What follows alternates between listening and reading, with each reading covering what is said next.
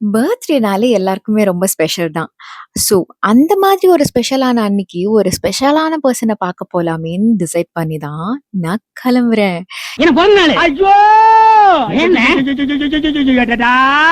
நீங்க திருந்தவே மாட்டீங்கடா. கொண்டாடி தொலைஞ்சு போங்கடா. யார் அந்த ஸ்பெஷலான பெர்சன்னு பார்க்க போலாமா? வாங்க.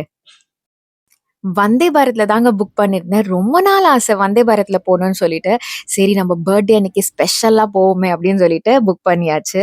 போனதும் பார்த்தீங்கன்னா, இந்த மாரி ஒரு மேகசினும், அதுக்கப்புறம் ஒரு நியூஸ் பேப்பரும் குடுத்திருந்தாங்க. நம்ம நியூஸ் பேப்பர்லாம் படிக்கிறதே கிடையாது. ஹானஸ்ட்டா. என்னைக்கும் படிக்காத நியூஸ் பேப்பர் அன்னைக்கு தான் உட்காந்து புரட்டி எல்லாம் பார்த்துட்டு இருந்தேன் நானு. அதெல்லாம் பார்த்து முடிச்சுட்டு, அதுக்கப்புறம் வீட்ல இருந்தே வந்து ஆப்பிளும், காஃபியும் பேக் பண்ணி எடுத்துட்டு போயிருந்தேன். ஏன்னா அன்னைக்கு டியூஸ்டே. அன்னைக்கு நான் ஃபாஸ்டிங்கா இருந்ததுனால, சரி வந்து எதுவும் சாப்பிட முடியாது. ஆனா ட்ரெயின்லயே பார்த்தீங்கன்னா, உங்களுக்கு வந்து நம்ப பே பண்ணிட்டோம்னா, அங்கேயே ஃபுட் எல்லாம் வந்து ப்ரொவைட் பண்ணுவாங்க. ஆனா நான் வேண்டான்னு சொல்லிட்டு அதுக்கு பே பண்ணல. ஜஸ்ட் நான் இதெல்லாம் எடுத்துட்டு போயிட்டேன் நான் அவ்வளோதான். அதுக்கப்புறம் ஒரு ரொம்ப எக்ஸைட்மென்ட்டா இருந்தது. எப்படி இருக்க போதோ இந்த ட்ரெயின் ஜர்னி அப்படின்னு சொல்லிட்டு செம்ம எக்ஸைட்மெண்ட்டா இருந்தது. வந்தே பாரத் வந்து ரொம்ப நாள் ஆச்சு. ஆனா நம்ம இப்ப தானே போறோம். அதனால அந்த எக்ஸைட்மெண்ட் இருந்தது. ட்ரெயின் ஃபாஸ்ட்டா போகுமான்னு. கொஞ்சம் ஸ்லோவா ஸ்டார்ட் ஆகி அதுக்கப்புறம் போச்சு பாருங்க ஸ்பீடு சூப்பரா இருந்தது.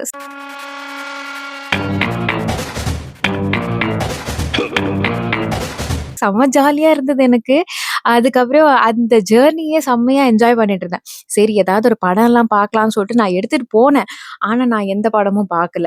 நான் வந்து அழகா அதுவும் விண்டோ சீட் வேற நான் புக் பண்ணியிருந்தேனா, பாருங்களேன் எவ்வளோ ஜாலியா இருந்தது தெரியுமா? அந்த ஜன்னல் ஓரமா உட்காந்து அத அப்படியே பார்த்துட்டு, அதுக்கப்புறம் காஃபி பாருங்க ஃபில்டர் காஃபி நான் வீட்ல இருந்து வேற போட்டுட்டு, பக்கத்துல இருந்த ஆன்டி எல்லாம் என்ன பார்த்துட்டு இருந்தாங்க.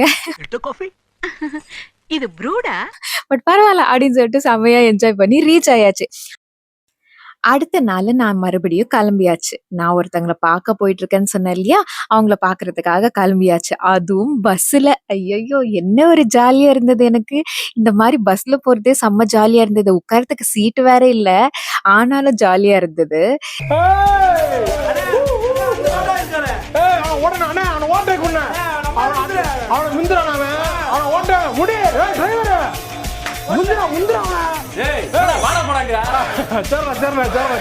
ஏன்னு கேட்டீங்கன்னா, சென்னையிலயே நான் பஸ்ல போமாட்டேன். ஓகே. அதனால ஒரு வழியா பஸ்லயே வந்து மேல ரீச் ஆயாச்சு. எங்க வந்திருக்கேன்னு பார்த்திருப்பீங்களே! பாருங்க. கண்டுபிடிச்சிட்டீங்களா? கண்டுபிடிச்சா கமெண்ட் செக்ஷன்ல சொல்லுங்க. இது என்ன இடம்னு சொல்லிட்டு.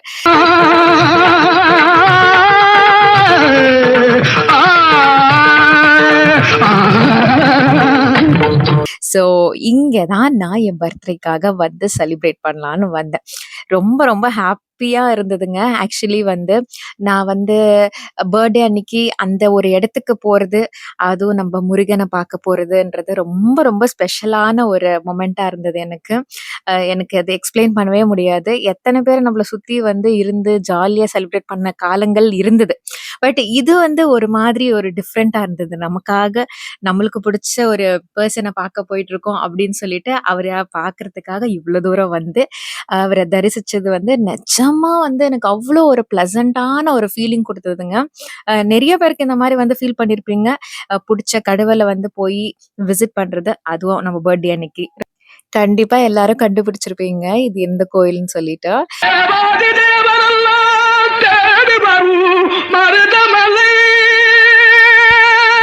அங்க கோயிலுக்குள்ளேயே பார்த்தீங்கன்னா, சாமிக்கு இந்த அழகா ஒரு வந்து சிலை மாதிரி பண்ணி முருகர வந்து வச்சிருந்தாங்க. ரொம்ப அழகா இருந்துச்சு.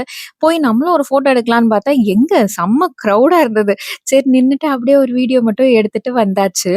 அ என்ன சொல்றது? நம்மளுக்கு வந்து அ ஒரு ஒரு ஏஜ்லயுமே ஒரு ஒரு விதமான எக்ஸ்பீரியன்ஸஸ் இருக்கும்.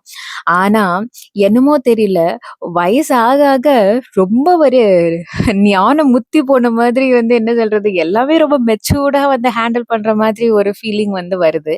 எருமையிலேறு ஈசனிடம் நாடு, எருமையிலேறு ஈசனிடம் நாடு, இன்பம் காட்டவா நீ. அது எனக்கு தான் வருதா? இல்ல எல்லாருக்குமே அப்படிதானா? அந்த மாரிலாம் தெரியலங்க. எல்லாத்தையுமே ஒரு மெச்சூரிட்டியா ஒரு ஹேண்டில் பண்றது, மெச்சூர்டா திங்க் பண்றது, அது வந்து நம்ம அனுபவமும், நம்ம வயசும் கத்துக் குடுக்கும்னு நான் நெனைக்கிறேன். அதுக்கப்புறம் கோயில்லயே வந்து பிரசாதம் குடுத்தாங்க. அது எப்படி மிஸ் பண்றது? நம்ம முருகர் வந்து நம்மளுக்காக வந்து ஸ்பெஷலா வந்து பர்த்டே க்காக குடுத்தது அப்படின்னு நெனச்சுட்டு, அன்னைக்கு நெறைய பிரசாதம் குடுத்திருந்தாங்க. அது எல்லாத்தையும் சாப்ட்டுட்டேன். அதுக்கப்புறம் வீட்டுக்கு வந்தாச்சு.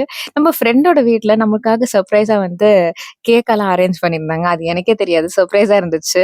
இந்த வாட்டி கண்டிப்பா நான் கேக்கெல்லாம் வெட்ட போறதில்ல, அப்படின்னு தான் நான் நெனச்சுட்டு இருந்தேன். ஆனா பாத்தீங்கன்னா, இதுவுமே எனக்கு செம்ம சர்ப்ரைஸ் அண்ட் ஷாக்கிங்கா இருந்தது.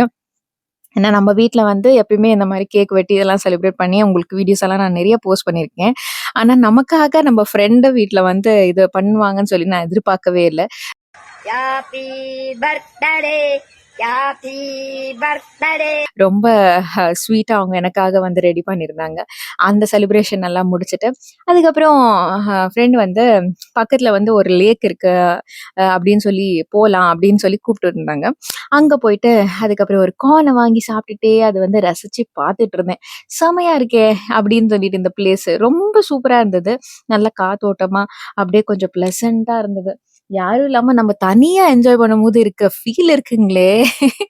அத ஒரு சொல்லி எக்ஸ்பிளைனே பண்ண முடியாதுங்க.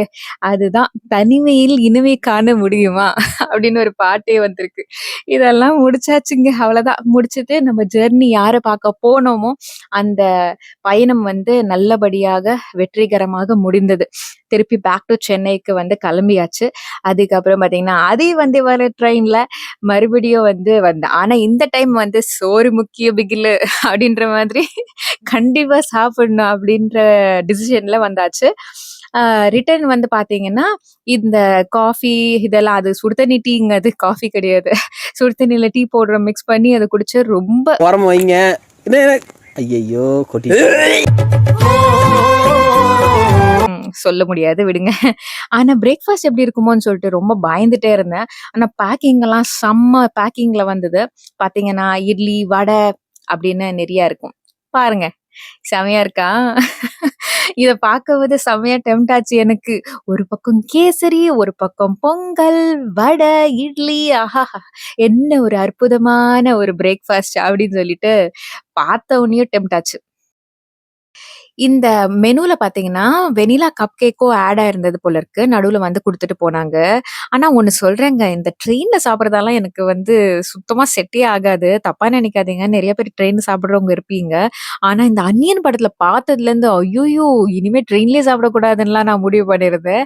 ஆனா நான் உஷாரா என்ன பண்ணிட்டேன், போகும்போதே பார்த்துட்டேன்.